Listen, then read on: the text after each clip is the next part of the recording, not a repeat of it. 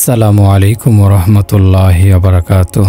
প্রিয় বন্ধুরা, আশা করি আল্লাহ পাকের অশেষ মেহেরবানিতে আপনারা সকলে ভালো আছেন। আমার ভাইয়েরা, আজ আমি চাই আপনারা তাওবা করে এখান থেকে বিদায় নেবেন। কত বছর কেটে গেছে, আপনারা দুনিয়ার মোহে অন্ধ হয়ে জীবন কাটিয়েছেন। ভাইয়েরা আমার, চারিদিকে আল্লাহর আদেশের লঙ্ঘন দেখা যাচ্ছে, মোহাম্মদী শরীয়তের অবমাননা হচ্ছে, কেউ এতে ব্যথিত হচ্ছে না। অথচ বাজারে কোনো জিনিসের মূল্য 4 আনা কমে গেলে ব্যবসায়ীদের মুখ কালো হয়ে যায়, তাদের চোখের ঘুম হারাম হয়ে যায়। আল্লাহ বলেছেন, ফাইনা তাজহাবুন, তোমরা কোথায় যাচ্ছ? এসো এসো, আমি তোমাদের জায়গা দেব। আমি তোমাদের জন্য অপেক্ষায় আছি। যে মাটিতে ব্যভিচার করা হয় সে মাটি কাঁপতে থাকে, যে মাটিতে মদ পান করা হয়, জুয়া খেলা হয়, সে মাটি আল্লাহর নিকট আবেদন করে, হে আল্লাহ, অনুমতি দিন, ওদেরকে ধ্বংস করে দেই।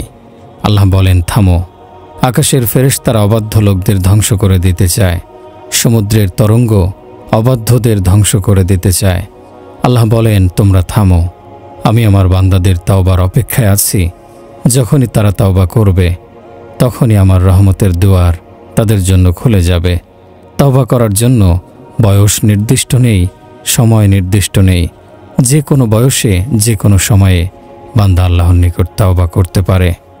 নৃত্যশিল্পী, খনি, জুয়ারি, মদ্যপায়ী, ব্যভিচারী, ডাকাত যারাই তওবা করবে আল্লাহ তাদের তওবা কবুল করবেন। এই শ্রেণীর কোনো লোককে আপনারা ঘৃণা করবেন না, কারণ তারা তওবা করে অল্প সময়ে আল্লাহর নৈকট্য লাভে সক্ষম হবে। ফোজাইল ইবনে আয়াজ একজন ডাকাত ছিলেন, কিন্তু তিনি তওবা করে আল্লাহর ইবাদত শুরু করেন। তারপর সেকালের অলিদের মধ্যে অন্যতম শ্রেষ্ঠ অলি হয়েছিলেন। মা সন্তানকে যেমন স্নেহ করে, আল্লাহ তার বান্দাদের তার চেয়ে অধিক স্নেহ করেন, অধিক ভালোবাসেন। দুনিয়ার সকল মায়ের মমতা স্নেহ একত্রিত করা হলেও মহান আল্লাহর স্নেহ ভালোবাসার সমান হবে না। আল্লাহ বলেন, আমি নিজে মানুষ সৃষ্টি করেছি, কিভাবে তাদের শাস্তি দেব? আমি তো তাদের তওবা করার জন্য অপেক্ষা করছি। আল্লাহ বলেন, হে আমার বান্দাগণ, তোমরা কেন আমার নাশকরি করো? অকৃতজ্ঞতার পরিচয় কেন দাও? আমি তো নোংরা নাপাক বীর্য দিয়ে তোমাদেরকে সৃষ্টি করেছি, তারপর তোমাদেরকে সৌন্দর্যমণ্ডিত করেছি, তারপর তোমাদের মৃত্যুর জন্য সময় নির্ধারিত করে রেখেছি। আমি তোমাদের স্রষ্টা, অথচ তোমরা আমাকে ভুলে গেছো। আমি তোমার পালনকারী, অথচ তোমরা আমাকে ভুলে গেছো। যখনই তওবা করবে আল্লাহ তখনই কবুল করবেন। একথা খোঁটা দিবেন না যে এতদিন কেন আসনি, এতদিন কোথায় ছিলে? আসুন ভাইরা, আল্লাহর সঙ্গে সমঝোতা করুন, আল্লাহকে মানিয়ে নিন, আল্লাহর সামনে নত হন। কালেমার এটাই দাবি, যারা জাকাত দেয় না, যারা সুদ খায়, যারা মদ পান করে, যারা জুয়া খেলে, যারা ব্যভিচার করে, আল্লাহ তাদের প্রতি অসন্তুষ্ট হন। কিন্তু এরাই তওবা করে আল্লাহর প্রিয় পাত্রে পরিণত হতে পারে। আমার ভাইরা, আল্লাহর নবী বলেছেন, যে ব্যক্তি পিতামাতার নাফরমানি করেছে তার উপর আল্লাহর লাআনত।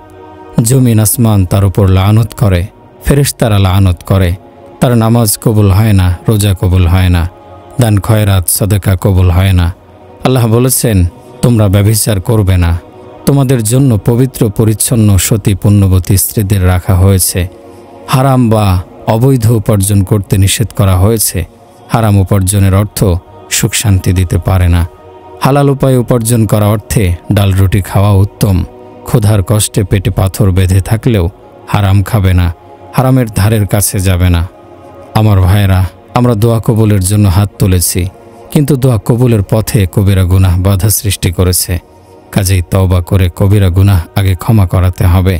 মহা পরাক্রমশালী আল্লাহ তওবা যদি কবুল করেন তখন বলবেন, যাও, তোমাকে ক্ষমা করে দেয়া হয়েছে।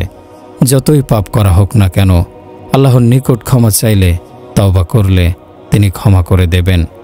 বনী ইসরায়েলের একজন লোক 99 জনকে হত্যা করার পর একজন আলেমকে জিজ্ঞাসা করল, হুজুর, আমি 99 জন লোককে হত্যা করেছি, এখন তওবা করতে চাই, আমার তওবা কি কবুল হবে? আল্লাহ বলেন, হে বান্দা, এত বড় পাপ করার পরেও যদি তুমি তওবা করো, তবে আমি তোমার অভ্যর্থনার জন্য তৈরি আছি, তুমি কিছুতেই হতাশ হবে না। আমার ভাইরা, অর্থ সম্পদ, খ্যাতি, যশের দ্বারা মনের শান্তি পাওয়া যাবে না।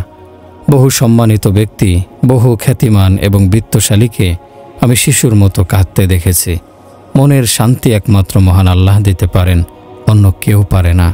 মুমিনের অন্তরে আল্লাহ অবস্থান করেন। মুমিনের অন্তরে আল্লাহ নিজের ভালোবাসা স্থাপন করেন। আল্লাহ তার তাজাল্লি ঢেলে দেন। যারা আল্লাহকে পায় তারা সব কিছু পায়। সকল সফলতা তার করায়ত্ত হয়। আল্লাহকে পাওয়ার পর কারো মনে কোনো অনুশোচনা থাকে না। তারা হতাশাময় মৃত্যুবরণ করে না। আল্লাহকে পাওয়ার পর কারো জীবনে ব্যর্থতার অন্ধকার থাকে না। আল্লাহর স্মরণ ক্ষতবিক্ষত মনের সান্ত্বনার প্রলেপ। দুনিয়ার সকল রূপ সৌন্দর্যের মালিকানা পেয়েও মনে শান্তি পাওয়া যায় না।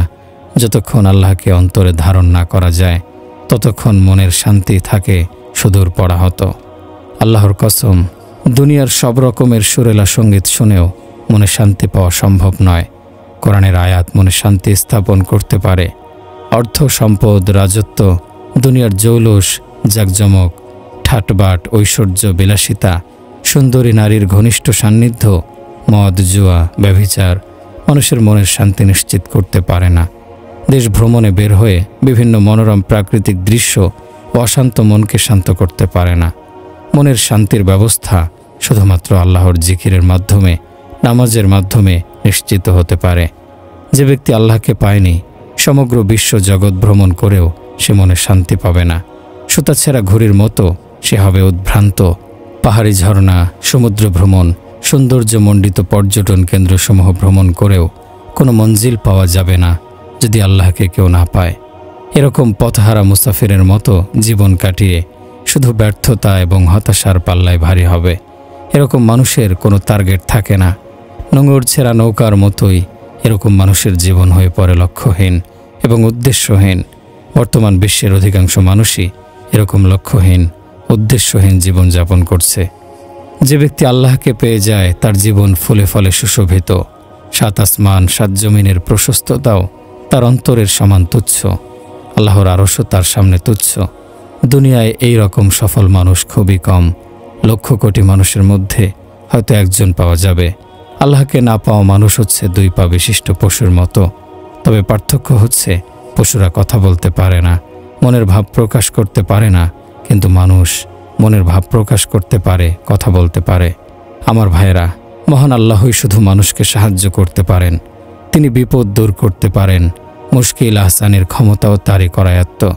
সেই মহান আল্লাহর নামে কসম করে বলছি, যিনি আমাকে কথা বলার শক্তি দিয়েছেন, যিনি আপনাদের শোনার শক্তি দিয়েছেন, যিনি রাতকে কালো দিনকে আলোকময় করেছেন, যিনি আকাশকে সুউচ্চ করেছেন, জমিনকে বিছানার মতো বিস্তৃত করেছেন, নদী সমুদ্রকে প্রবাহিত করেছেন, পাহাড়কে পেরেকের মতো জমিনে প্রথিত করেছেন, তিনি ব্যতীত আকাশ জমিনে মুশকিল আহসান করার মতো কেউ নেই। তিনি বিপদ দূর করতে পারেন। সাহায্য তার নিকট থেকে আসতে পারে। মানুষের ডাকে সাড়া দিয়ে তিনি বলেন, লাব্বাইকা, আমি হাজির, আমি উপস্থিত। আল্লাহ বলেন, আমাকে ছেড়ে অন্য কাউকে তোমরা ডেকো না।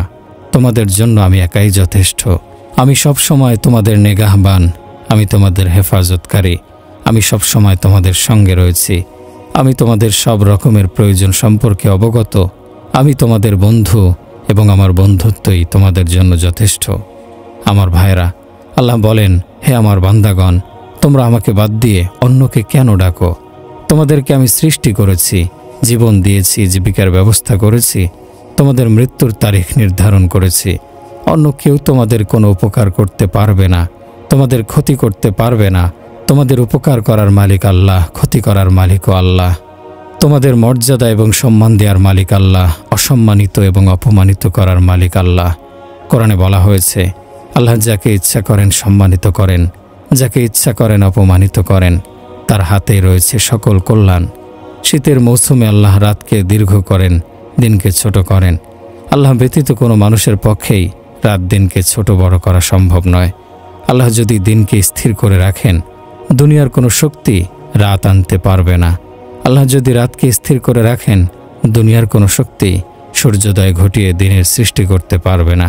কাজেই হে মানব জাতি, তোমরা মহান আল্লাহর শুকরগুজারি করো, তার প্রতি কৃতজ্ঞতা প্রকাশ করো। আমার ভাইয়েরা, আমাদের প্রতি আল্লাহর রাসূল মুহাম্মদ সাল্লাল্লাহু আলাইহি সাল্লামের অসামান্য অনুগ্রহ। তিনি আমাদেরকে শিক্ষা দিয়েছেন, লা ইলাহা ইল্লাল্লাহু মুহাম্মাদুর রাসূলুল্লাহ, অর্থাৎ আল্লাহ ব্যতীত কোনো মাবুদ নেই। এবং মুহাম্মদ সাল্লাল্লাহু আলাইহি সাল্লাম আল্লাহর রাসূল। এই কালেমার মাধ্যমে রাসূল আমাদেরকে শিখিয়েছেন যে আল্লাহ ব্যতীত কোনো মাবুদ নেই।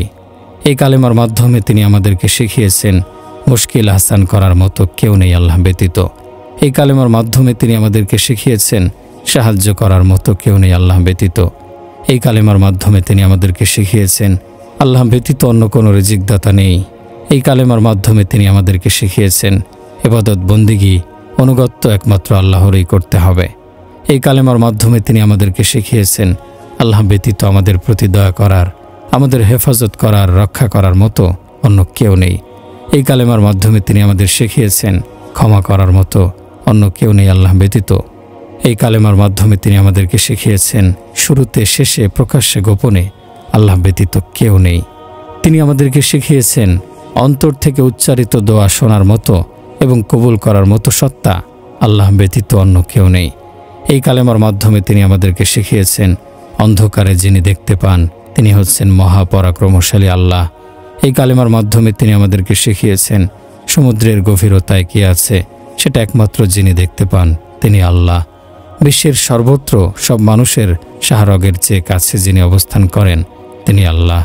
একথা রাসূল মুহাম্মদ সাল্লাল্লাহু আলাইহি সাল্লাম আমাদেরকে শিখিয়েছেন। মহান আল্লাহ ভূগর্ভে প্রথিত ধনভাণ্ডার দেখতে পান। পাহাড় সমূহের গুহায় কি আছে তিনি দেখতে পান। মহাশূন্যে কি আছে একমাত্র আল্লাহ দেখেন এবং জানেন। আকাশ পাতাল, সমুদ্র, উদয়াচল অস্তাচল অর্থাৎ পূর্ব পশ্চিম এবং উত্তর দক্ষিণের মালিকানা আল্লাহর। আল্লাহ এক, অদ্বিতীয়, তার কোনো শরিক নেই, কোনো অংশীদার নেই। আমাদের নবী মুহাম্মদ সাল্লাল্লাহু আলাইহি ওয়াসাল্লাম যদি না থাকতেন তাহলে আমরা আল্লাহর পরিচয় জানতাম না। নবী মুহাম্মদ সাল্লাল্লাহু আলাইহি সাল্লাম না থাকলে দুনিয়ার মানুষ নামাজ আদায় করত না। তিনি না থাকলে গরিব দুঃখীদের মধ্যে দান খয়রাতের রেওয়াজ থাকত না। তিনি না থাকলে তাকওয়া বা খোদাভীতি নামে কিছু থাকত না। তিনি না থাকলে সতীত্ব, পবিত্রতা, পরিচ্ছন্নতার গুরুত্ব কেউ বুঝত না। নারী পুরুষের মধ্যে পশুদের মতোই যৌন সম্পর্ক স্থাপিত হতো। তিনি না থাকলে মক্কায় আল্লাহর ঘরে কেউ হজ পালন করত না। আমার ভাইয়েরা, যিনি এত মহান, যার এত পরাক্রম এবং ক্ষমতা, তিনি যদি সঙ্গে থাকেন তবে কি আমাদের সব কাজ সহজে সম্পন্ন হবে না? যৌবনে, বার্ধক্যে আল্লাহকে যারা সঙ্গে রাখে তাদের জীবন সৌভাগ্যে পরিপূর্ণ হয়ে যায়।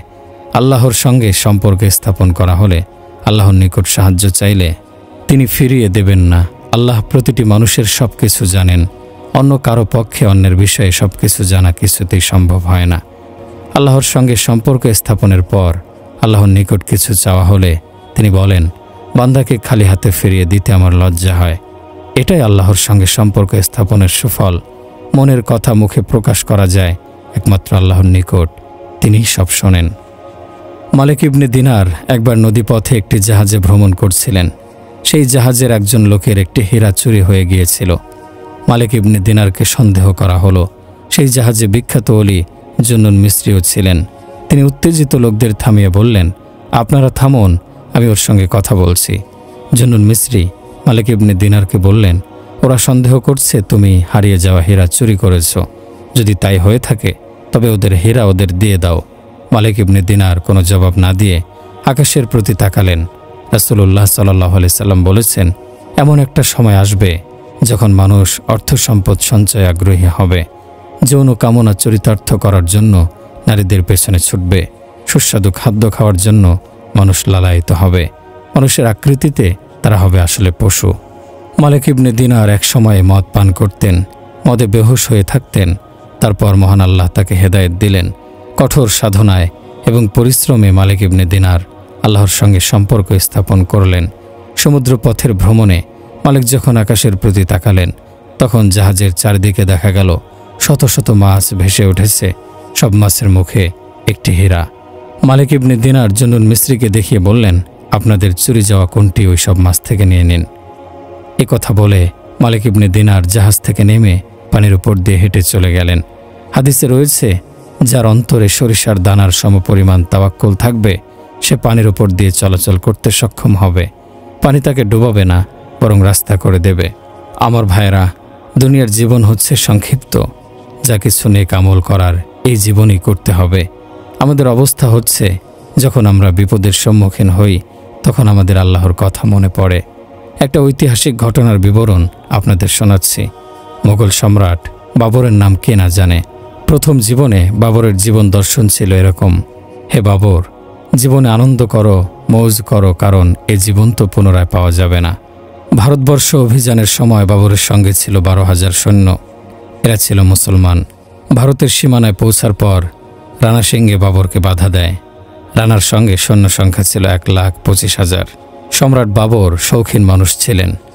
দামি পাত্রে দামি মদ পান করতেন, কিন্তু বিপদের সম্মুখীন হয়ে তিনি সর্বশক্তিমান আল্লাহর নিকট আত্মসমর্পণ করলেন। আল্লাহর নিকট সাহায্য চাইলেন, তওবা করলেন, আল্লাহর নিকটে কাঁদলেন, নফল নামাজ আদায় করলেন, মদের পাত্র ভেঙে ফেললেন, আল্লাহর নিকট ওয়াদা করলেন আর কখনো মদ স্পর্শ করবেন না, দাড়ি কামাবেন না, বিদেশের মাটিতে আল্লাহর সাহায্য চাইলেন। আল্লাহ বাবরের তওবা কবুল করলেন। রণাঙ্গনে অসম্ভব সম্ভব হল। 1,25,000 সৈন্যের মোকাবেলায় 12,000 মুসাফির সৈন্য জয়লাভ করল। রানা সিংহে রণাঙ্গনে পরাজিত এবং নিহত হল। ভারতের সিংহাসনে সমাসীন হলেন মুঘল সেনাপতি বাবর। তিনি সম্রাট উপাধি ধারণ করলেন। পরবর্তীকালে কয়েক শত বছর যাবৎ মোগল সাম্রাজ্য ভারতে টিকেছিল। ইংরেজ শাসন শুরুর আগে পর্যন্ত মোগলরা ছিল ভারতের শাসক। মহাবীর আলেকজান্ডার ছিলেন ইতিহাসে একজন বীর সেনাপতি।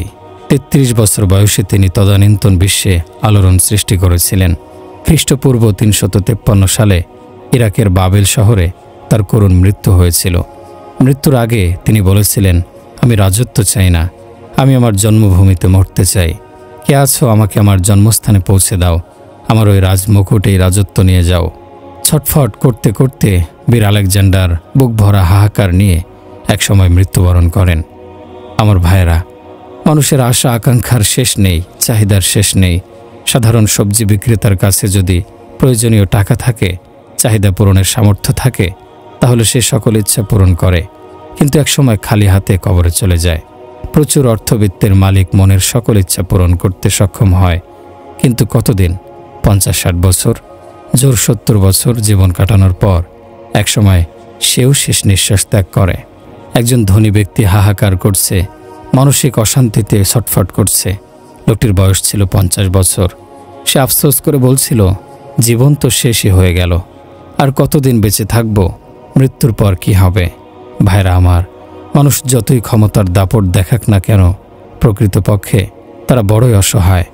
দুনিয়ার অঢেল ধন সম্পদের মালিক হলেও আল্লাহর সঙ্গে যাদের সম্পর্ক স্থাপিত হয় না, তারা মনে শান্তি পায় না।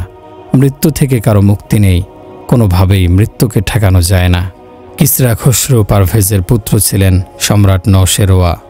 এই সম্রাট পিতা খসরু পারভেজকে হত্যা করে সিংহাসন দখল করেন। খসরু পারভেজ ছিলেন ইরানের শাসনকর্তা। কিসরা উপাধি ধারণ করে তিনি রাজ্য শাসন করেন, কিন্তু পুত্রের হাতে তাকে নিহত হতে হয়েছিল। ইসলামী সাম্রাজ্যের অন্যতম শাসক ছিলেন সুলতান আব্দুর রহমান নাসের। 300 হিজরিতে তিনি এক বিরাট প্রাসাদ নির্মাণের পরিকল্পনা করেন। 10,000 শ্রমিক 25 বছরে সেই প্রাসাদ তৈরির কাজ শেষ করেন। তার প্রাসাদে দাসীর সংখ্যা ছিল 6,000, খাদেম ছিল 12,000। আব্দুর রহমান নাসেরের দেহরক্ষী সহ সৈন্য সংখ্যা ছিল 13,000। 325 হিজরিতে বিশাল প্রাসাদ নির্মাণের কাজ শেষ হয়। সেই প্রাসাদে তিনি 25 বছর বসবাস করেছিলেন। 350 হিজরিতে আব্দুর রহমান নাসেরের মৃত্যু হয়। 375 হিজরিতে সম্রাট আশবেলিয়া কর্ডোভায় হামলা করেন এবং আব্দুর রহমান নাসেরের প্রাসাদ ভেঙে চূর্ণ বিচূর্ণ করে দেন। দেখুন, মানুষ যতই ক্ষমতার পরিচয় দিক না কেন, প্রকৃতপক্ষে তারা বড়ই অসহায়। এই দুনিয়াকে অনেকেই সুখের নিবাস হিসেবে গড়ে তুলতে চেষ্টা করেছিল, কিন্তু পরিণামে সবকিছু ফেলে রেখে কবরে চলে যেতে হয়েছিল। বুকের শূন্যতা এবং হাহাকার দূর করতে হলে বুকে আল্লাহ এবং তার রাসূলকে জায়গা দিতে হবে। আল্লাহ এবং তার রাসূল যতদিন বুকে জায়গা না পাবেন, ততদিন বুকের ভেতরের শূন্যতা এবং হাহাকার দূর হবে না, বুকের অশান্তি অতৃপ্তি দূর হবে না। আমার ভাইরা, আসুন আমরা তওবা করি, আল্লাহ এবং রাসূলের কাজকে নিজেদের কাজ মনে করি, সকল পাপ অন্যায় দুষ্কর্ম থেকে তওবা করি, আল্লাহর নিকটে মর্মে অঙ্গীকার করি যে, হে আল্লাহ, আমরা আর কখনো আপনার নাফরমানি করব না। আপনি যা বলেছেন সেসব মেনে আমরা জীবন কাটাবো। একটা কথা মনে রাখতে হবে, যতদিন আমাদের মসজিদসমূহ আবাদ থাকবে, ততদিন আমরা আল্লাহর আযাব থেকে রক্ষা পাব। মসজিদ যখন বিরান হয়ে যায়, তখন আল্লাহর আযাব এবং গজবের প্রকাশ শুরু হয়। ফসলের ক্ষেতে যখন ফসল পাকে তখন বৃষ্টি হলে বুঝতে হবে আল্লাহর গজব শুরু হয়েছে। ফসল আবাদ করার সময় বৃষ্টি হলে বুঝতে হবে বৃষ্টি হচ্ছে আল্লাহর রহমতের প্রমাণ। আল্লাহর সন্তুষ্টি এবং অসন্তুষ্টি তওবা করা এবং তওবা না করার উপর নির্ভর করে। হযরত মূসা নবী আল্লাহর নিকট জানতে চাইলেন, হে মহান আল্লাহ, আপনার অসন্তুষ্টি এবং গজবের নমুনা কি? আল্লাহ পাক জানালেন, ফসলের ক্ষেতে যখন ফসল পাকে এবং ফসল ঘরে তোলার সময় হয় তখন বৃষ্টি হলে বুঝতে হবে এটা আমার অসন্তুষ্টি এবং গজবের প্রথম প্রমাণ। যখন ক্ষেতে ফসল আবাদ করা হয় তখন বৃষ্টি হলে বুঝতে হবে এটা আমার সন্তুষ্টি এবং রহমতের প্রমাণ। অনাবৃষ্টি এবং অতিবৃষ্টির মাধ্যমে আল্লাহ নিজের গজব এবং রহমতের প্রমাণ দিয়ে থাকেন। দানশীল লোকদের ধনী করে দেয়া হচ্ছে আল্লাহর রহমতের প্রমাণ, কারণ দানশীলদের হাতে অর্থ সম্পদ দেয়া হলে তারা গরিবদের মধ্যে সেসব বিতরণ করবেন। পক্ষান্তরে কৃপণদের ধনী করা হলে আল্লাহর অসন্তুষ্টি এবং গজব প্রমাণিত হয়, কারণ কৃপণরা টাকা পয়সা কক্ষিগত করে রাখে, কাউকে দিতে চায় না। গরিব দুঃখীদের দুঃখ কষ্ট তাদের স্পর্শ করে না। আল্লাহর অসন্তুষ্টি থেকে রক্ষা পাওয়ার উপায় হচ্ছে তওবা করা। তওবা করা হলে আল্লাহ সন্তুষ্ট হন। আমরা এখানে যারা বসে আছি, আসুন আমরা নিয়ত করি যে আজ থেকে আল্লাহকে সন্তুষ্ট করার কাজে আত্মনিয়োগ করব। যেসব কাজে আল্লাহ সন্তুষ্ট হন সেসব কাজ কিছুতেই করব না। তওবা করার জন্য সবসময় প্রস্তুত থাকতে হবে, কারণ কেউ জানে না কখন মৃত্যু এসে জীবন প্রদীপ নিভিয়ে দেবে, জীবনের অবসান ঘটবে। আমার ভাইয়েরা, আপনারা নিজেদের চালচলন পরিবর্তন করুন। এখনই আমাদের তওবা করা আবশ্যক। নিজেরা তওবা করুন, অন্য চেনা পরিচিত লোকদের তওবা করতে উদ্বুদ্ধ করুন। এখন আর চুপচাপ বসে থাকার সময় নেই। কবে কোথায় আযাবের গজবের পাথর বৃষ্টি শুরু হবে কেউ জানে না। এখানে যারা বসে আছেন তাদের উদ্দেশ্যে বলছি, আপনারা নিজেদের কর্তব্য সম্পর্কে সচেতন হন, অন্যদেরকে সচেতন করুন। কিভাবে নবীর সামনে চেহারা দেখাবেন ভেবে দেখেছেন? যে নবী সাল্লাল্লাহু আলাইহি সাল্লাম সারা জীবন উম্মতের জন্য কেঁদেছেন, তার কথা স্মরণ করুন। মৃত্যুর সময়েও তিনি উম্মতের কথা চিন্তা করেছেন। আজরাইলের নিকট জানতে চেয়েছেন আমার মৃত্যুর পরে আমার উম্মতের সাথে কিরূপ আচরণ করা হবে। মহান আল্লাহ জিবরাইল আলাইহিস সালাম ফেরেশতার মাধ্যমে তার নবীকে আশ্বস্ত করেছিলেন, বলেছিলেন আপনার উম্মতকে একলা ফেলে রাখা হবে না, আমি তাদের প্রতি রহমতের দৃষ্টি দেব। তারপর নবী করিম সাল্লাল্লাহু আলাইহি সাল্লাম শেষ নিঃশ্বাস ত্যাগ করতে রাজি হয়েছিলেন, নিজের রুহু আজরাইলের হাতে তুলে দিয়েছিলেন। আমার ভাইয়েরা, আপনাদের সব কাজের প্রতি আল্লাহ দৃষ্টি দিচ্ছেন। আপনারা নিজেদের দায়িত্ব এবং কর্তব্য পালন করুন, তওবা করুন, তারপর আল্লাহর দ্বীনের প্রচারে মনোনিবেশ করুন। মানুষকে সাহায্য করুন। কি পেলাম, কি কতটা সুনাম করলো ওসব চিন্তা করবেন না। আপনাদের কাজের উদ্দেশ্য হতে হবে মহান আল্লাহর সন্তুষ্টি অর্জন করা। নবুয়তের কাজ নিয়ে আপনারা মানুষের কাছে যান। যে আল্লাহর জন্য কাজ করছেন তিনি আপনাদের দেখছেন, তিনি আপনাদের বিনিময় দেবেন। একজন সাহাবী বসে কাঁদছিলেন, বলছিলেন, হে আল্লাহ, আপনার নবী বলেছেন আল্লাহর রাস্তায় অর্থ সম্পদ দাও। আমার কাছে তো দেওয়ার মতো কোনো অর্থ সম্পদ নেই। যেসব মুসলমান আমাকে অপমান করেছে, বেইজ্জত করেছে, কিয়ামতের দিন আমি তাদের নিকট থেকে বদলা নিতে পারবো। তাদের নিকট থেকে রোজ কিয়ামতে যেসব নেকি পাওয়ার কথা রয়েছে সেসব নেকি আমি আপনার রাস্তায় দান করলাম। যারা আমাকে অপমান করেছে, বেইজ্জত করেছে, আমি তাদেরকে ক্ষমা করে দিলাম। হে আল্লাহ, আমার এই দান, এই সদকা আপনি কবুল করুন। পরদিন ফজরের নামাজের পর রাসূলুল্লাহ সাল্লাল্লাহু আলাইহি সাল্লাম সাহাবাদের নিকট জানতে চাইলেন, গত রাতে কে সদকা করেছে বলো। সেই সাহাবী উঠে দাঁড়ালেন। রাসূল জানালেন, শোনো, আল্লাহর দরবারে তোমার সদকা কবুল হয়েছে। যেসব দানশীল ধনী আল্লাহর পথে দান করেছে, রোজ কিয়ামতে আল্লাহ তাদেরকে জান্নাতুল ফেরদাউস দান করবেন। কৃপণরা সেখানে প্রবেশাধিকার পাবে না। ভাইরা আমার, আপনারা সাধ্যমতো আল্লাহর রাস্তায় অর্থ সম্পদ দান করুন। যারা আল্লাহর রাস্তায় বের হয়েছে তাদের মধ্যে অসহায় গরিবদের অর্থ সাহায্য দিন। ভাইরা আমার, মৃত্যু নির্ধারিত সময় অবশ্যই আসবে। কারো ক্ষমতা নেই মৃত্যুকে ঠেকাতে পারে। জমিন যদি ফেটে যায়, ভূমিকম্প যদি এসে পড়ে, কি উপায় হবে? কাজে আসুন আমরা এখনই তওবা করি। মহাবীর আলেকজান্ডার ইরাকের বাবেল শহরে মৃত্যুবরণ করেছিলেন। ম্যালেরিয়া জ্বরে তার মৃত্যু হয়েছিল। মৃত্যুর আগে জন্মভূমি ম্যাকডোনিয়া যাওয়ার জন্য ছটফট করেছিলেন, কিন্তু আল্লাহ তাকে সে সুযোগ দেননি। আলেকজান্ডার নিজের রাজমুকুট, সবকিছুর বিনিময়ে মাতৃভূমিতে ফিরতে চেয়েছেন, কিন্তু মহান আল্লাহ তাকে সেই সুযোগ দেননি। তার জীবনের শেষ ইচ্ছা পূরণ হয়নি, মৃত্যু তাকে ক্ষমা করেনি। হিন্দুরা শ্মশানে মৃতদেহ পুড়িয়ে ছাই করে দেয়। গ্রিক দেশের লোকদেরও মৃত্যুর পরে আগুনে পুড়িয়ে ছাই করে দেয়া হতো। মহাবীর আলেকজান্ডারের মৃতদেহ ইরাকের বাবেল শহরে পুড়িয়ে ছাই করে দেয়া হয়েছিল। বীর আলেকজান্ডারের পুত্রকে আগেই হত্যা করা হয়েছিল। আলেকজান্ডার নিজেও জখম হয়ে ছটফট করছিলেন। তার বিরাট সাম্রাজ্য, সেনাবাহিনী, 3 জন জেনারেল নিজেদের মধ্যে ভাগ বাটোয়ারা করে নিয়েছিল। আলেকজান্ডারের সব কিছু শেষ হয়ে গিয়েছিল। কোরআনে আল্লাহ বলেছেন, নির্ধারিত সময়ে যখন মৃত্যু আসে তখন সে মৃত্যুকে কেউ ঠেকাতে পারে না। আমার ভাইয়েরা, মৃত্যুর বিপদ, মৃত্যুর বিভীষিকা ভয়ানক। আমাদের মাথায় ব্যথা হলে ডাক্তারের কাছে ছুটে যাই। ডাক্তার ব্যথা নিরাময়ের ওষুধ দেয়। পেটে ব্যথা হলে ওষুধ খাই। কিন্তু মৃত্যুর যন্ত্রণা যখন আমাদের হাড়ের মধ্যে গেঁথে যাবে, তখন কোনো ডাক্তারের ওষুধে ব্যথা নিরাময় হবে না। মৃত্যুর কষ্ট থেকে আত্মরক্ষার চেষ্টা করাই আমাদের সবচেয়ে বড় প্রয়োজন। কবরের অন্ধকার ঘরে সাববিচ্ছুর দংশন থেকে আত্মরক্ষার চেষ্টা করাই মানব জীবনের বড় সাধনা হওয়া উচিত। ভাইরা আমার, আমাদেরকে দুনিয়ার জীবনে চিন্তা করতে হবে, আমার কবরে যেন সাপ প্রবেশ করতে না পারে। আমার কবরের দিকে যেন জাহান্নামের জানালা খুলে না দেয়া হয়। আমার কবরে যেন জান্নাতের জানালা খুলে দেয়া হয়। জান্নাতের বিছানা যেন বিছিয়ে দেয়া হয়। কবরে সওয়াল জবাবের পরে আমার দেয়া জবাব শুনে যেন আল্লাহর পক্ষ থেকে প্রত্যয়ন করা হয় যে আমার বান্দা ঠিক কথাই বলেছে। তার কবরে জান্নাতে বিছানা বিছিয়ে দাও, তাকে জান্নাতে তার স্থায়ী বাসস্থান দেখিয়ে দাও, তার কবরকে জান্নাতের বাগান বানিয়ে দাও। এসব কিছুই তো আমার সবচেয়ে বড় প্রয়োজন। দুনিয়ার জীবনে আমরা কেউ কি 1 মিনিটের জন্য নগ্ন হতে রাজি হব না। নারীদের তো নগ্ন হওয়ার কথা চিন্তাই করা যায় না। অমুসলিমরা যারা পাশ্চাত্য সভ্যতার অনুসারী, তারা নগ্নতার মধ্যে আনন্দ খোঁজে, শান্তি খোঁজে। কিন্তু পায় কি? শান্তির ভাণ্ডার তো মহান আল্লাহর নিকটে রয়েছে। আল্লাহকে ভুলে গিয়ে কোনো মানুষ সুখ শান্তি পেতে পারে না। দুনিয়ায় 1 মিনিটের জন্য আমরা নগ্ন হতে কেউ রাজি হই না। কিন্তু রোজ কিয়ামতে 50,000 বছর নগ্ন অবস্থায় থাকতে হবে। কবর থেকে মানুষ নগ্ন অবস্থায় বের হবে। তারপর আল্লাহ যাকে ইচ্ছা করবেন, দুনিয়ার নেক আমল যাদের রয়েছে তাদেরকে পোশাক পরিধান করাবেন। প্রচণ্ড পিপাসায় ছটফট করবে, পানি চাইবে, কিন্তু নবীদের হাউজ ব্যতীত কোথাও পানি থাকবে না। আমাদের নবীর নিয়ন্ত্রণে থাকবে হাউজে কাউসার।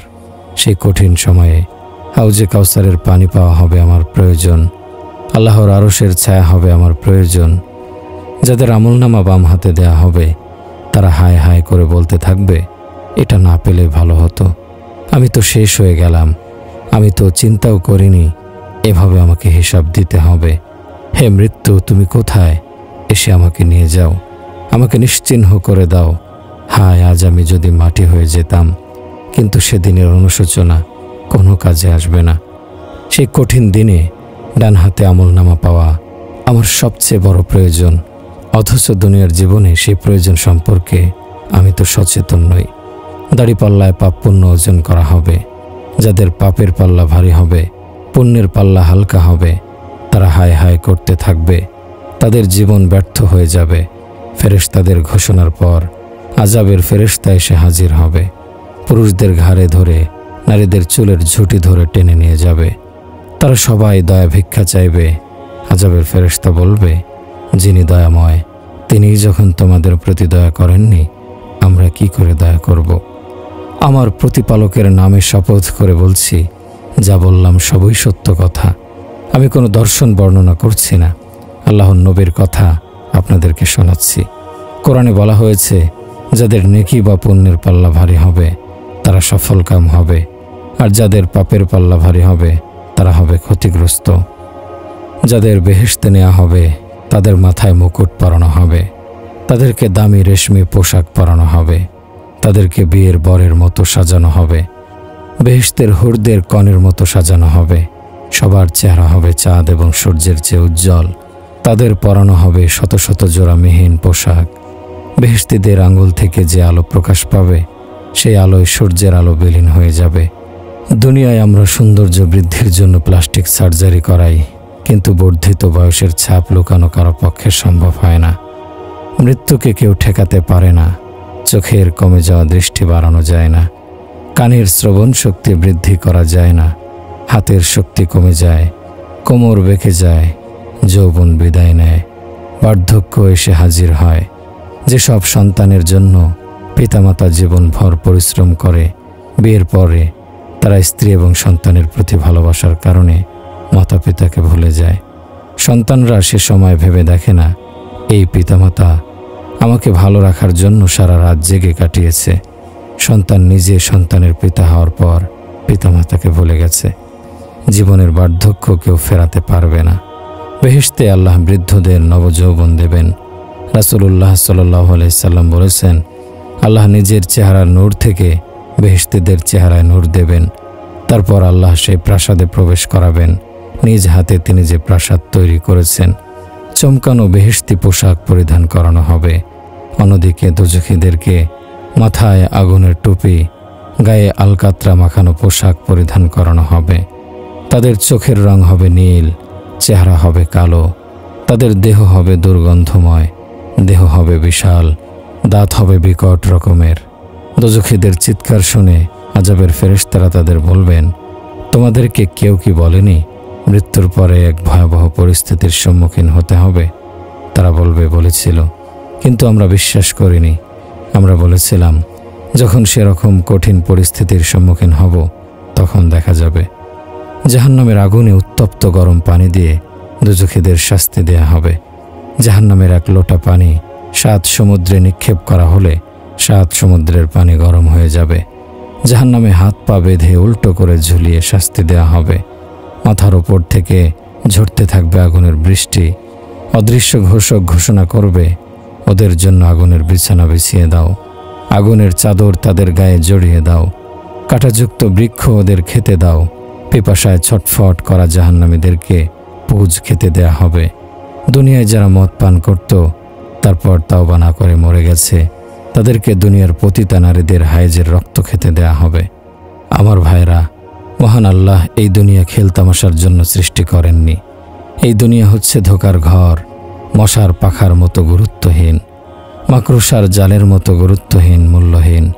যারা দুনিয়ার পেছনে ছোটাছুটি করে তারা দেওয়ানা। যারা দুনিয়ার সমৃদ্ধির স্বপ্ন দেখে তারা পাগল।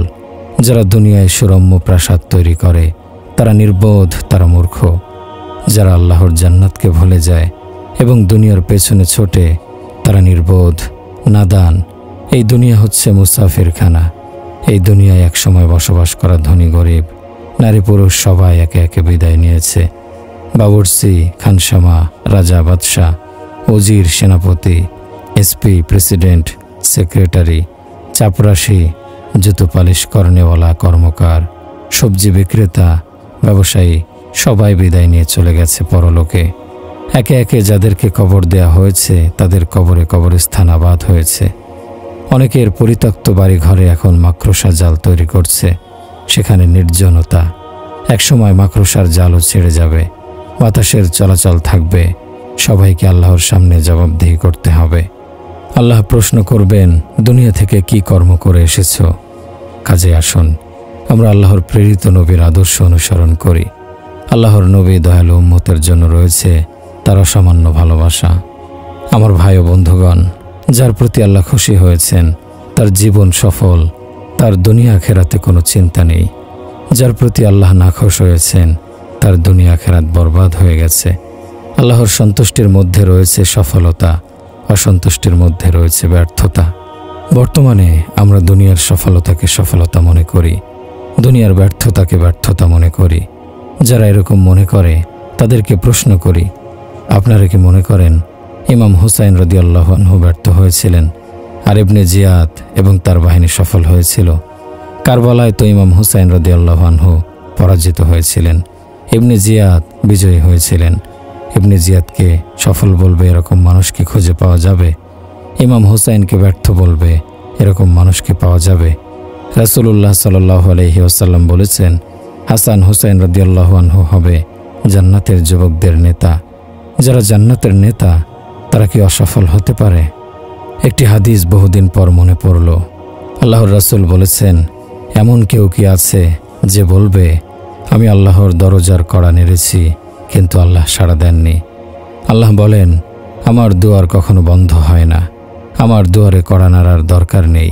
হে বান্দা, তুমি যখনই আমাকে ডাকবে আমি তখনই লাব্বাইক বলে তোমার ডাকে সাড়া দেব। তুমি জোরে ডাকো, আস্তে ডাকো, মনে মনে ডাকো, সর্বাবস্থায় আমি তোমার ডাকে সাড়া দেব। প্রকৃতপক্ষে আমরা আল্লাহকে ডাকতে জানি না। আল্লাহকে ডেকে দেখুন, তিনি অবশ্যই সাড়া দেবেন, অবশ্যই আপনার প্রার্থনা কবুল করবেন।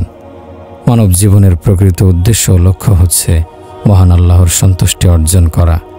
যে ব্যক্তি আল্লাহকে পায়নি, আল্লাহর সন্তুষ্টি অর্জন করতে ব্যর্থ হয়েছে, তার জীবন ব্যর্থতায় পূর্ণ। আল্লাহকে ডেকে কেউ ব্যর্থ হয়নি, কেউ পরাজিত হয়নি।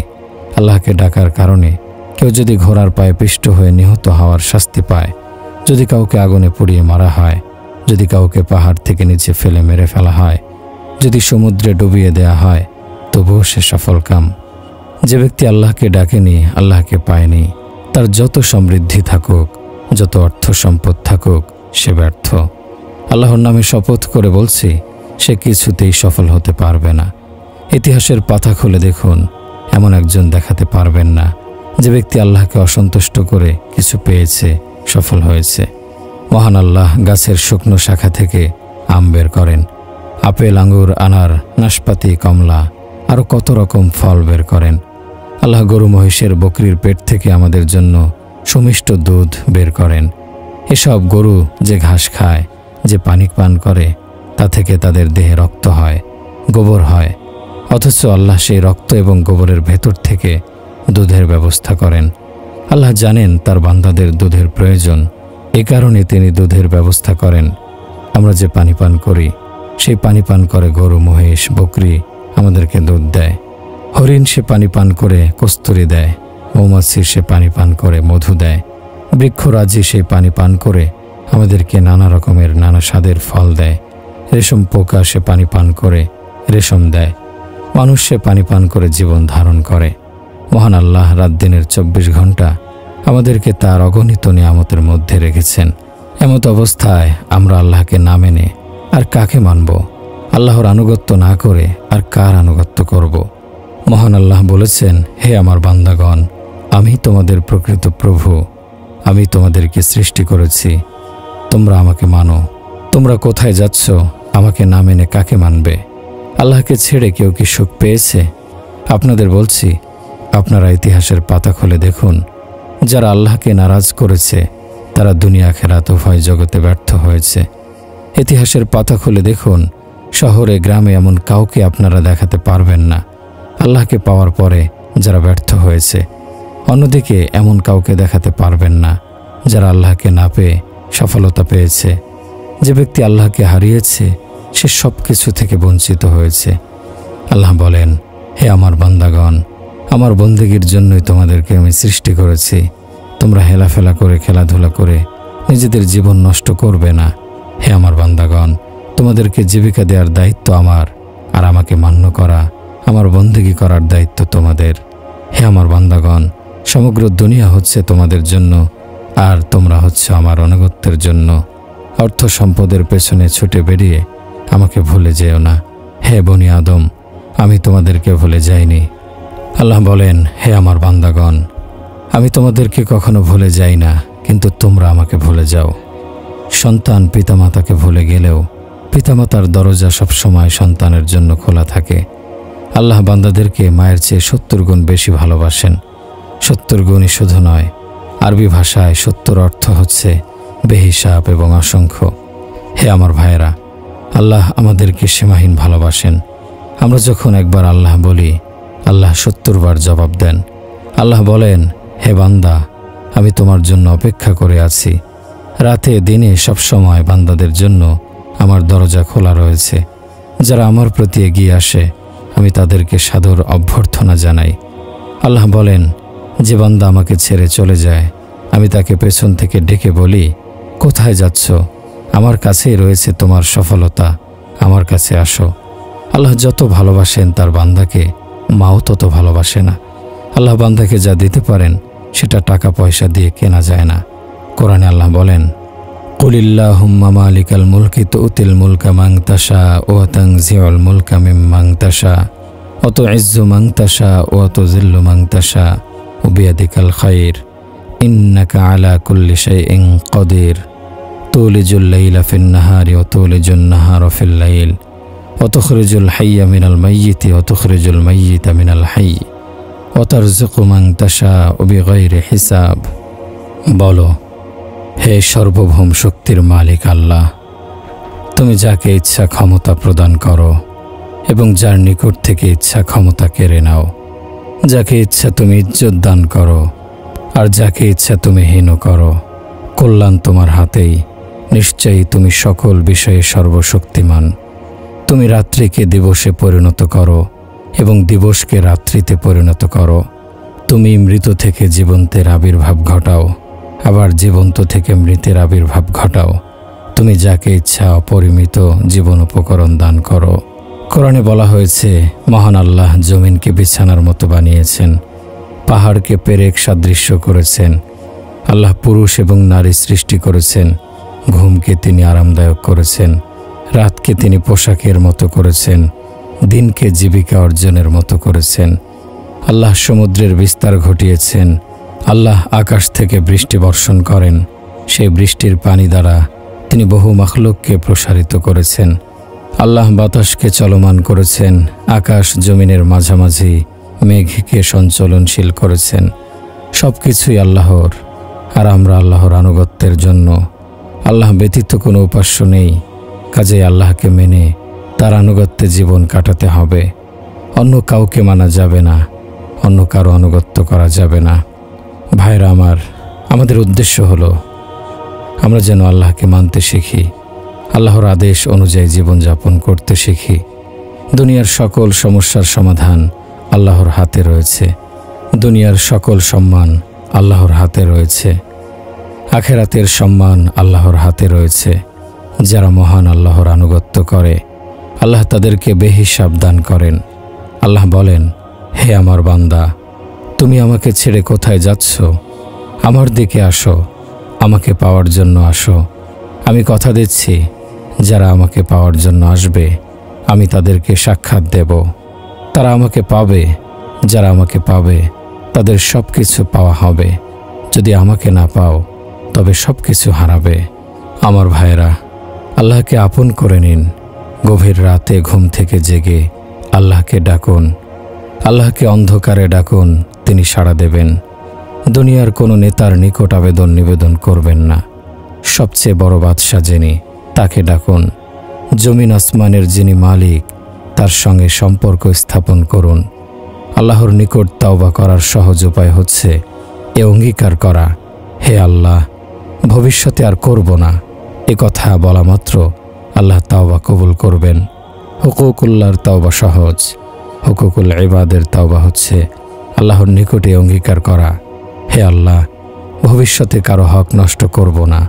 তারপর যার হক নষ্ট করা হয়েছে তার নিকট গিয়ে ক্ষমা চাইতে হবে। যদি সেই ব্যক্তি ক্ষমা না করে তবে তার হক পরিশোধ করতে হবে।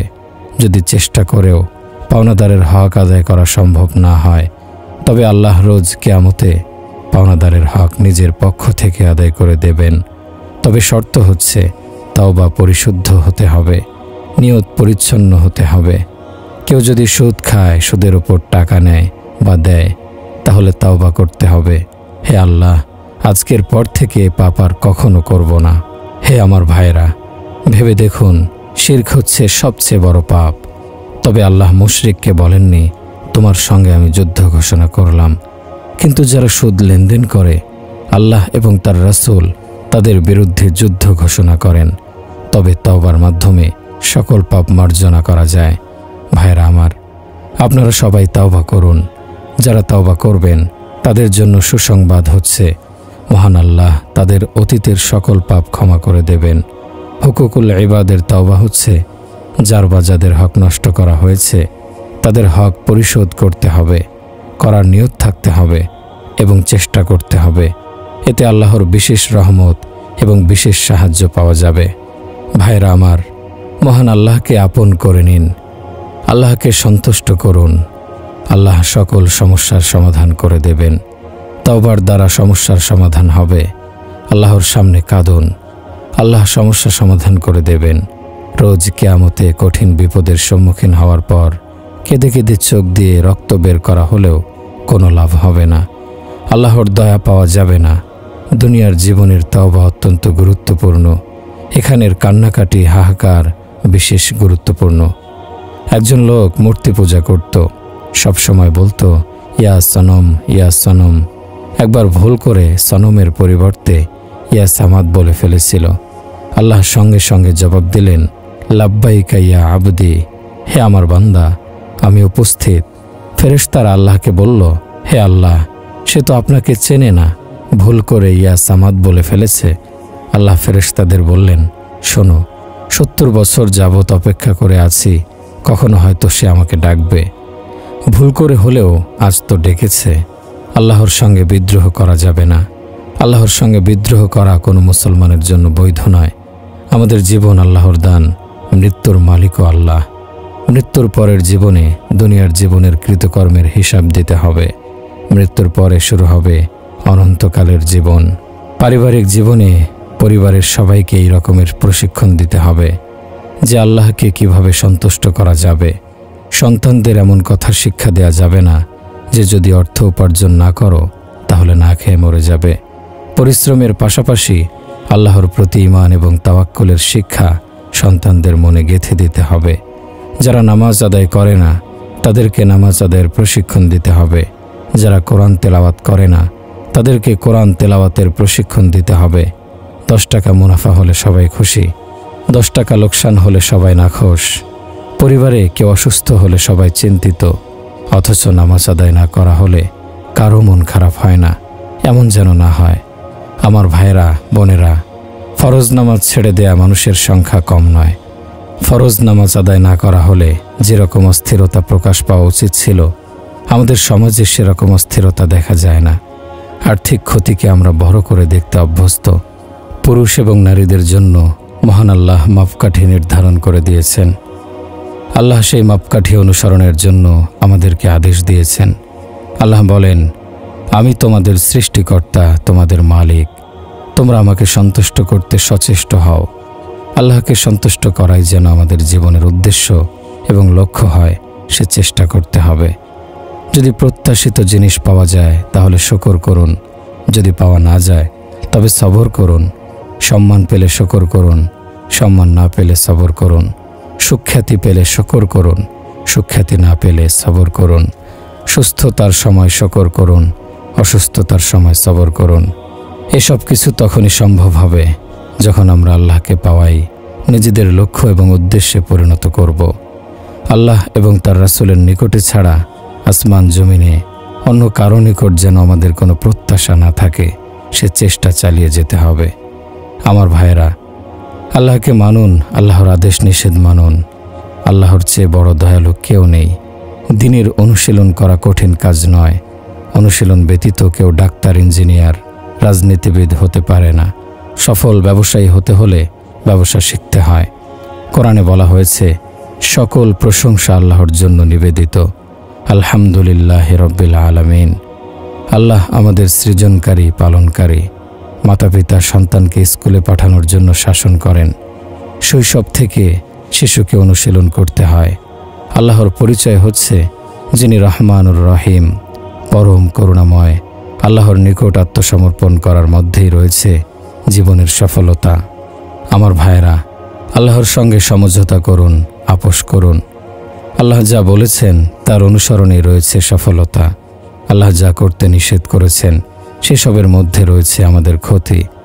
আমরা কেন আল্লাহর নাফরমানি করি? আল্লাহর নাফরমানি করে কেউ সম্মান পেতে পারে না। আল্লাহর নিকট আত্মসমর্পণ করুন, আল্লাহ সব কিছু আপনাকে পাওয়ার ব্যবস্থা করে দেবেন। আমার ভাইয়েরা, দুনিয়ায় আমাদের উদ্দেশ্য হবে মহান আল্লাহর সন্তুষ্টি অর্জন করা, তার আনুগত্য করা। খানাপিনা, বিয়ে শাদী, কৃষিকাজ, ব্যবসা বাণিজ্য, রাষ্ট্র পরিচালনা, আইন আদালত, এসব কিছু হচ্ছে আমাদের প্রয়োজন। এসব কাজের জন্য আমাদেরকে সৃষ্টি করা হয়নি। কোরআনে আল্লাহ বলেছেন, হুয়াল্লাযী খালাকা লাকুম মা ফিল আরদি জামিআ। পৃথিবীতে যা কিছু রয়েছে সব কিছু আল্লাহ মানুষের জন্য সৃষ্টি করেছেন। ওমা খলাকতুল জিন্না ওয়াল ইনসা ইল্লা লিয়াবুদুন। মানুষ এবং জিন জাতিকে শুধুমাত্র আমার ইবাদতের জন্য সৃষ্টি করা হয়েছে। বিশ্বের সব কিছু আমাদের জন্য সৃষ্টি করা হয়েছে, আর আমাদেরকে সৃষ্টি করা হয়েছে আল্লাহর বন্দেগীর জন্য। আমাদের জীবনের উদ্দেশ্য এবং লক্ষ্য হচ্ছে আমরা আল্লাহর জন্য বেঁচে থাকব এবং আল্লাহর জন্য মৃত্যুবরণ করব। আমাদের চলা বলা প্রতিটি পদক্ষেপ হতে হবে আল্লাহর সন্তুষ্টির আশায়। কোরআনে বলা হয়েছে, ইন্না সলাতি ওয়া নুসুকি ওয়া মাহইয়ায়া ওয়া মামাতি লিল্লাহি রাব্বিল আলামিন। নিশ্চয়ই আমার নামাজ, আমার কোরবানি, আমার জীবন, আমার মৃত্যু সবই বিশ্বজগতের প্রতিপালক আল্লাহর জন্য। আমাদের বেঁচে থাকা নিজেদের জন্য নয়, বরং আল্লাহর জন্য। যারা আল্লাহর জন্য বেঁচে থাকে তারা মরে গিয়েও বেঁচে থাকে। যারা নিজের জন্য বাঁচে তারা বেঁচে থেকেও মৃত হয়ে যায়। জামানা তাদেরকে মনে রাখে না, ইতিহাস তাদেরকে স্মরণ করে না, মানুষ তাদেরকে মনে রাখে না। দুনিয়ায় যারা পেটের পূজার জন্য বেঁচে থাকে ইতিহাস তাদেরকে ক্ষমা করে না, আল্লাহ তাদেরকে ক্ষমা করেন না। যারা আল্লাহর জন্য মরে, আল্লাহর জন্য বাঁচে, ইতিহাস তাদের ভুলে যায় না, আল্লাহ তাদেরকে বাঁচিয়ে রাখেন। ওয়াকান আল্লাহু শাকিরান আলিমা। আল্লাহই বান্দার সবচেয়ে বড় কদরদান। আল্লাহই বান্দার পরিশ্রমের সর্বাধিক মর্যাদা দিয়ে থাকেন। আমাদের জীবনের উদ্দেশ্য হচ্ছে মহান আল্লাহর সন্তুষ্টি অর্জন করা। কোরআনে আমরা মানব জাতির ইতিহাস দেখতে পাই। যারা আল্লাহর জন্য জীবন দিয়েছে তারা চিরঞ্জীব হয়েছে। যারা নিজের জন্য বেঁচেছে তারা মহাকালের গর্ভে বিলীন হয়ে গেছে। কিয়ামত কাল পর্যন্ত এই ইতিহাস অপরিবর্তিত থাকবে। এমন এক সময় ছিল যখন মুসলমানরা অগ্রসর হলে অমুসলিমদের মধ্যে কাঁপন সৃষ্টি হতো। সে সময় মুসলমানরা কালেমা শিক্ষা করেছিল, আজকের মুসলমানরা কালেমা শিখছে না। এ কারণে দুনিয়ার কোনো শক্তি মুসলমানদের পাত্তা দেয় না। হযরত শরহাবিল ইবনে হাসান রাদিয়াল্লাহু আনহু ছিলেন একজন হালকা পাতলা গড়নের সাহাবী। তিনি কাতেবে ওহী অর্থাৎ ওহী লেখক ছিলেন। মিশরের একটি দুর্গ কিছুতেই জয় করা যাচ্ছিল না। বহুদিন কেটে গিয়েছিল। একদিন হযরত শরহাবিল রাদিয়াল্লাহু আনহু ঘোড়ার পিঠে চড়ে দুর্গের দাঁড়ে গিয়ে উচ্চকণ্ঠে বললেন, ওহে কিপ্তিগণ, শোনো, আমরা এমন এক আল্লাহর প্রতি তোমাদেরকে আহ্বান জানাচ্ছি যিনি ইচ্ছে করলে মুহূর্তের মধ্যে এই দুর্গ ধূলিসাৎ হয়ে যেতে পারে। তারপর শরহাবিল রাদিয়াল্লাহু আনহু লা ইলাহা ইল্লাল্লাহু আল্লাহু আকবার বলে শাহাদাত আঙ্গুল উঠালেন। সঙ্গে সঙ্গে সেই দুর্গ ধসে পড়ল, ভেঙে চুরমার হয়ে গেল। সর্বশক্তিমান আল্লাহ বিশ্বজগতের সৃজনকারী, পালনকারী। তিনি সকল ক্ষমতার মালিক। তিনি পরম করুণাময়, অতি দয়ালু। যিনি অসীম ক্ষমতার মালিক। মায়ের পেটে শিশুর আকৃতি তৈরির সময় যিনি কোনো ভুল করেন না। মায়ের পেট থেকে শিশু ভূমিষ্ঠ হওয়ার পর কোনো শিশুকে দেখা যায় কালো, কোনো শিশুকে দেখা যায় ফর্সা, কারো নাক চ্যাপ্টা, কারো নাক খাড়া, কারো চোখ ছোট, কারো চোখ বড়। কোনো শিশু বড় হয়ে হয় বেটে, কোনো শিশু বড় হয়ে হয় লম্বা। কারো মাথায় চুল থাকে, কারো মাথায় চুল থাকে না। এতে সর্বশক্তিমান আল্লাহর অপরিসীম ক্ষমতা এবং কুদরতের পরিচয় পাওয়া যায়। স্বামী স্ত্রীর মিলনের পর উভয়ের বীর্য মিলিত হয়ে নারীর জরায়ুতে স্থান লাভ করে। তারপর কয়েকটি পর্যায়ে জমাট রক্তপিণ্ড থেকে মানব শিশুতে পরিণত হয়। মায়ের পেটে তৈরি হয় শিশুর চোখ, নাক, কান, ভ্রু, মাথার চুল, হাত পা ইত্যাদি। মহান আল্লাহ কাককে কালো করেন, কবুতরকে সাদা করেন, মানুষকে কথা বলার শক্তি দেন, গরু মহিষকে ভাষাহীন করেন, মহিষকে কালো রং দেন, বকরিকে সাদা রং দেন, গাভীকে পিত রং দেন।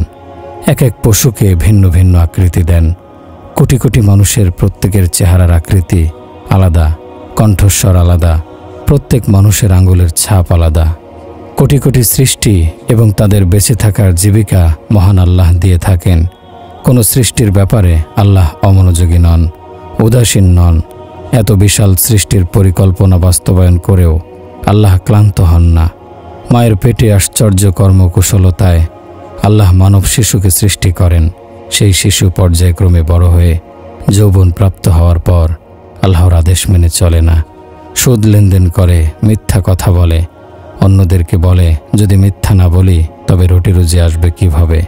সিনেমা তৈরি করে, সিনেমা দেখে, তারপর বলে সিনেমা তৈরি না করলে রুটি রুজির ব্যবস্থা হবে কি করে। বিশাল এই পৃথিবীর জলস্থলের মালিক সর্বশক্তিমান আল্লাহ, যিনি বিশাল আরশ কুরসি লৌহ কলমের মালিক, যিনি সময় এবং যুগমালা সৃষ্টি করেছেন, অথচ নিজে সময়ের দ্বারা নিয়ন্ত্রিত নন।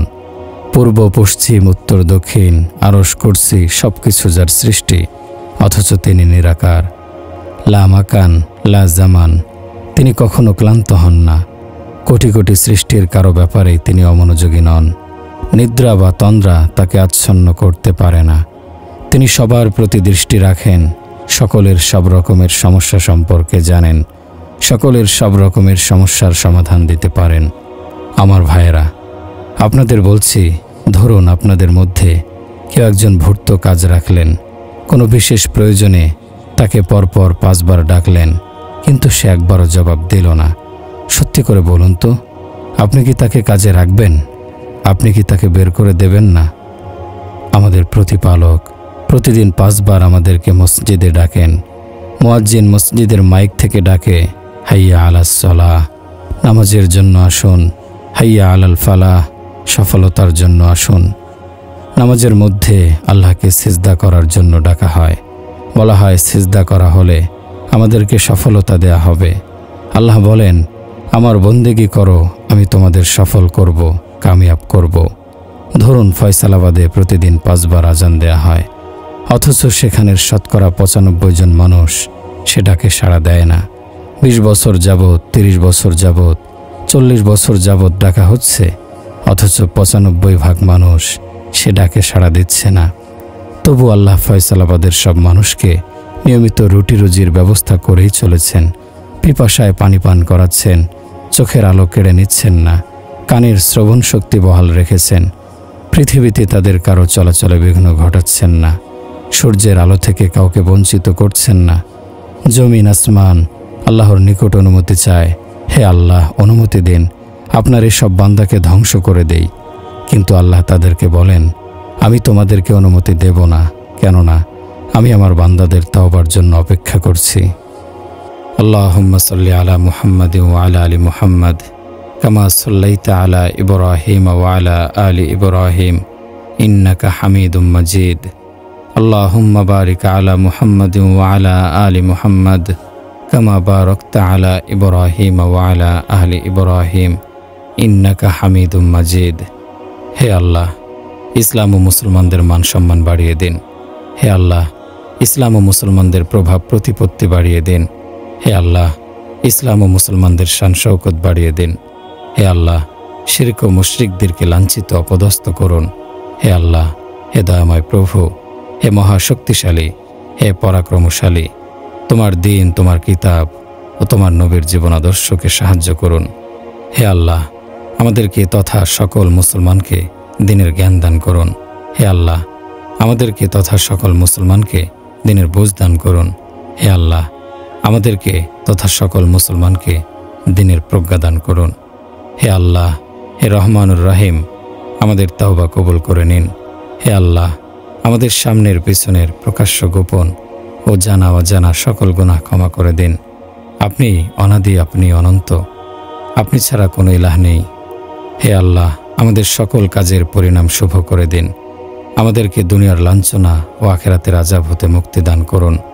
হে চিরঞ্জীব, হে নিয়ন্ত্রক, আমাদের সকল কাজ ও কর্ম সুন্দর করে দিন। এক মুহূর্তের জন্য আমাদেরকে আমাদের উপর ছেড়ে দেবেন না। হে আল্লাহ, আমাদের জীবিত মৃত সকলকে ক্ষমা করে দিন। মৃতদের কবরকে আলোকিত করে দিন। তাদের নেক কাজসমূহকে বহুগুণ বাড়িয়ে দিন। তাদের গুনাহসমূহকে ক্ষমা করে দিন। হে আল্লাহ, আমাদের দেশ ও অন্যান্য মুসলিম দেশসমূহকে নিরাপদ ও নির্বিঘ্ন রাখুন। হে আল্লাহ, আমাদেরকে প্রকাশ্য অপ্রকাশ্য সকল ফিতনা ও দুর্যোগ থেকে রক্ষা করুন। হে আল্লাহ, মুসলমানদের মধ্যে যারা বিপদগ্রস্ত তাদেরকে বিপদমুক্ত করে দিন। যারা ঋণগ্রস্ত তাদের ঋণ পরিশোধের ব্যবস্থা করে দিন। যারা অসুস্থ তাদেরকে দ্রুত সুস্থতা দান করুন। হে আল্লাহ, আমাদেরকেও আমাদের সন্তানদেরকে শয়তান ও তার বাহিনীর ধোঁকা হতে রক্ষা করুন। নিশ্চয় আপনি সকল বিষয়ে ক্ষমতাবান। হে আল্লাহ, হে মহামহিম ও মহানুভব, আপনি আমাদেরকে পরিত্রাণ দিন। হে আল্লাহ, আপনি আমাদের একমাত্র ইলাহ। আপনি ছাড়া আমাদের আর কোনো ইলাহ নেই। আপনি দুনিয়া ও আখিরাতে রহমান ও রহিম, আদি অনন্ত সকলের ইলাহ। আপনি মহাক্ষমতাশালী, আপনি রিজিকদাতা ও অসীম শক্তিধর। আপনি সকলের ওপর প্রবল।